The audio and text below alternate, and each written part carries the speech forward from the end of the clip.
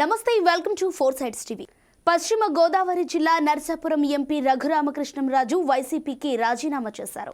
YCP ప్రాథమిక సభ్యత్వానికి రాజీనామా చేస్తూ సీఎం జగన్మోహన్ రెడ్డికి లేఖ రాశారు. రఘురామకృష్ణంరాజు 2019 ఎన్నికల్లో వైసీపీ పార్టీ తరపున పోటీ చేసి నర్సాపురం ఎంపీగా గెలిచారు. సీఎం జగన్మోహన్ రెడ్డి విధానాలకు వ్యతిరేకంగా మాట్లాడుతూ రెబల్ ఎంపీగా ముద్ర వేసుకున్నారు.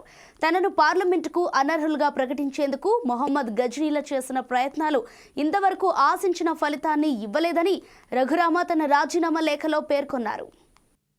మీరు ప్రయత్నించిన ప్రతిసారి మీ శత్రుత్వం, దురుద్దేశపూరిత దౌర్జన్యాలకు లొంగకుండా గత 3.5 ఏళ్లుగా నర్సాపురం నియోజకవర్గ సర్వతోముఖాభివృద్ధికి కృషి చేస్తున్నానని తెలిపారు. ప్రజా ప్రయోజనాల కోసం తన నిబద్ధతకు సంకేతంగా వైసీపీ కీలక క్రియాశీల సభ్యుడి పదవి నుంచి వైదొలుగుతున్నట్లు రఘురామ తన లేఖలో ప్రకటించారు. తక్షణమే అనుమతి ఇవ్వాలని కూడా కోరారు.